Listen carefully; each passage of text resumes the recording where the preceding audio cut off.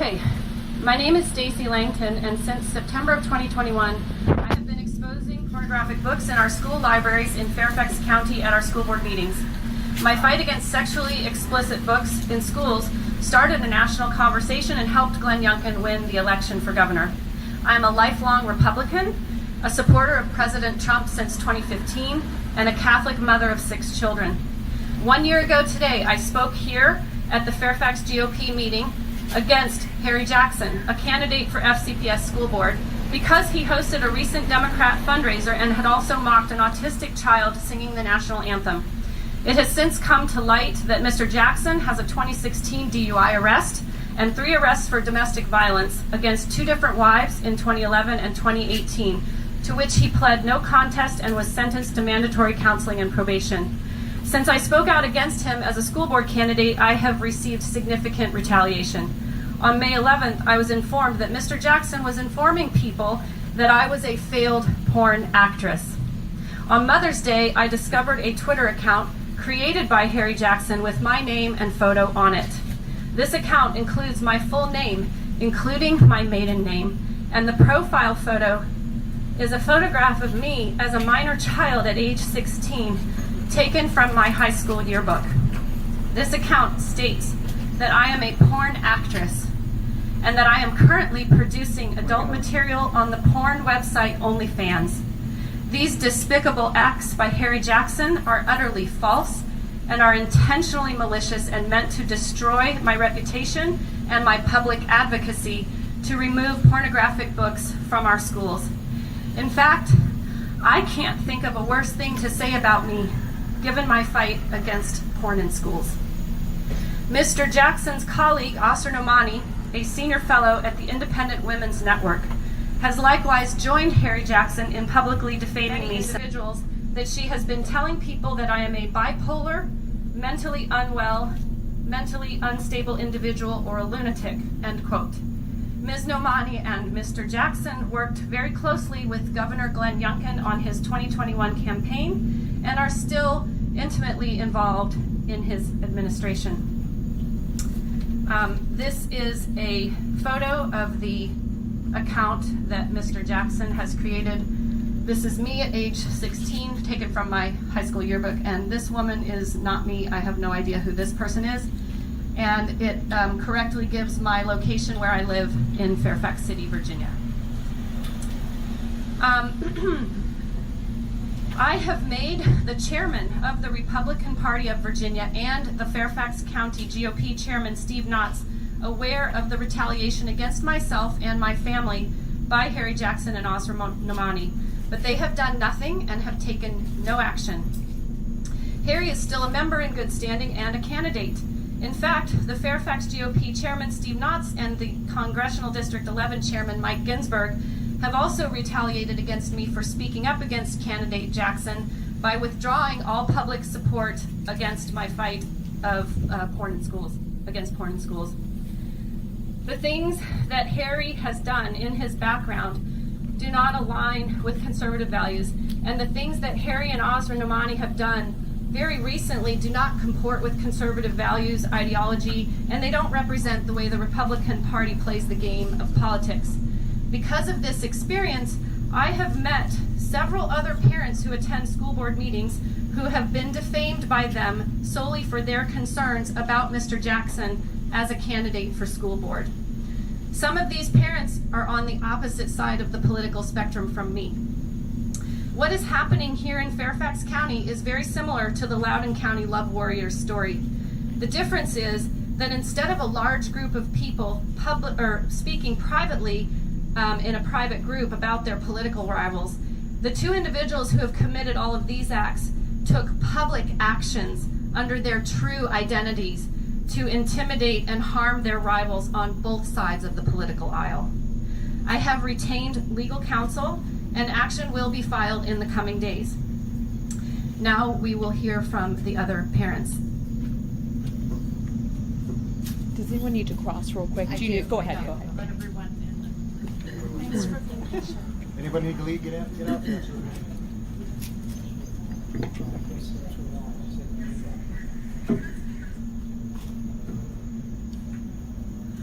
Hi, my name is Vanessa Hall. I'm the mother of 2 Fairfax County Public School students, and I'm a Democrat. I'm here because the GOP school board candidate and leader of Coalition for TJ, Harry Jackson, created a fake Twitter account in the name of my dead baby to cyberbully me. This is a photo of the account he made. My son's name was Henry Hall. I believe this was in retaliation for my opposition to his candidacy for school board and due to my advocacy for public education. On the anniversary of my baby's death last September, Harry posted from his Papa Grizzly account, 16 years ago today, Henry Hall's life tragically ended. He would be 16 years old today if his mother hadn't sent him to die in an unsafe home daycare. September is Baby Safety Month. Know the risks, question activists, protect your children. Harry then created an additional account in my son's name, Henry Hall, as I showed you earlier, with a pinned tweet about Baby Safety Month and posts accusing me of causing my son's death. Harry posted, "Consider Vanessa Hall, who entrusted her child to a person with a made-up ghetto name in home daycare and expected a good result. Motherhood too much? Was she looking for an excuse to binge eat and become a fat slob and call it grieving?" Sorry. My son Henry's death was caused by the felony negligence of his daycare provider, who went to prison for 2 years. Henry would be 18 and heading off to college right about now.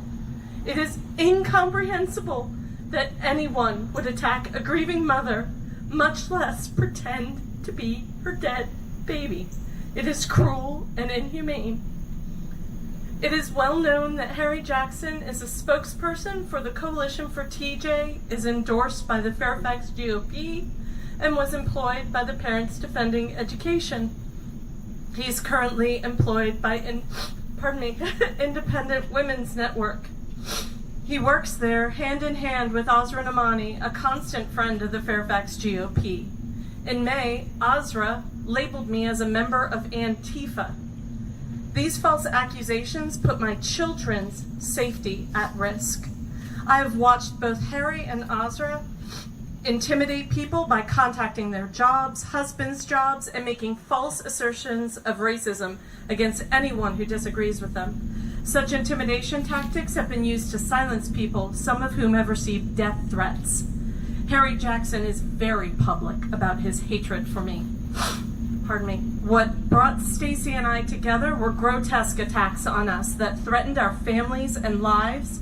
Stacy and I agree on nothing politically, and we advocate for very different things in very different ways, but we both agree that paid operatives shouldn't be driving our public education discourse and narrative.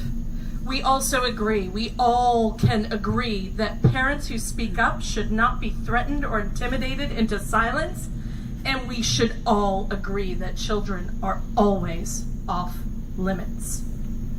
Thank you.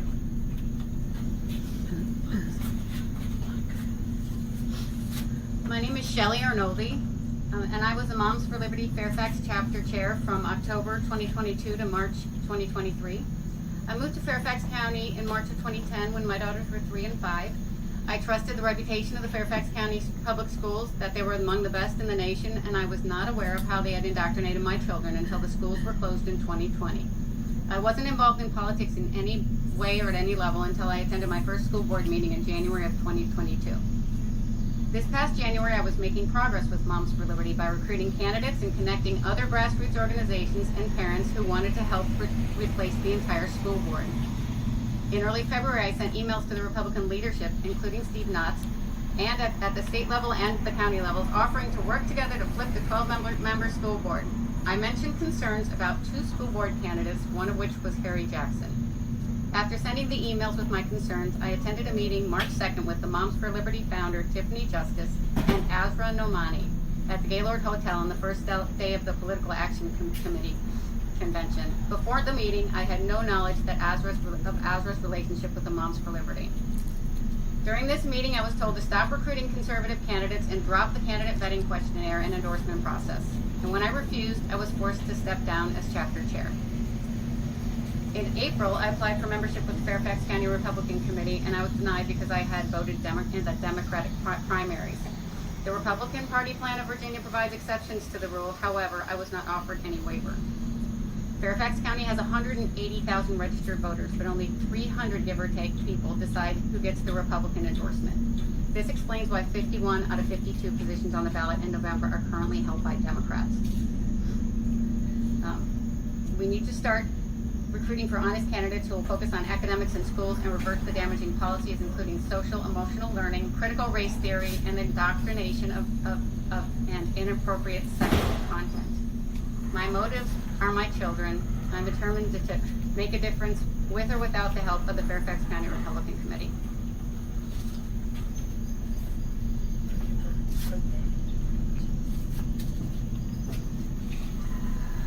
I'm Jennifer Litton-Tidd, a mother of 4 FCPS students, past and present. 2 of my children are autistic. My son QT became locally known when he was lead plaintiff in a lawsuit filed in October 2019 with 5 child co-plaintiffs and 3 national disability rights groups. I am a Democratic voter. My views differ significantly from some of the people here.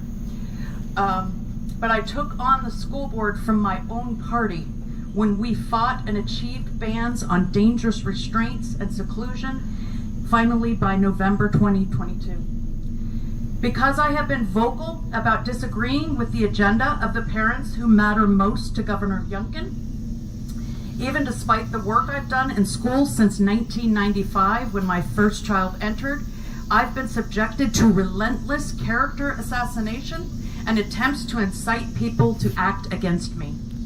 Last year, I was moved when a handful of GOP parents stood up to Harry Jackson and demanded that he step down from the school board race for publicly laughing at an Asian autistic student singing the national anthem. He then lied about it, continued publicly attacking the autistic teen's performance, and even stated he reserved the right to judge whether any student performance is worthy of his respect.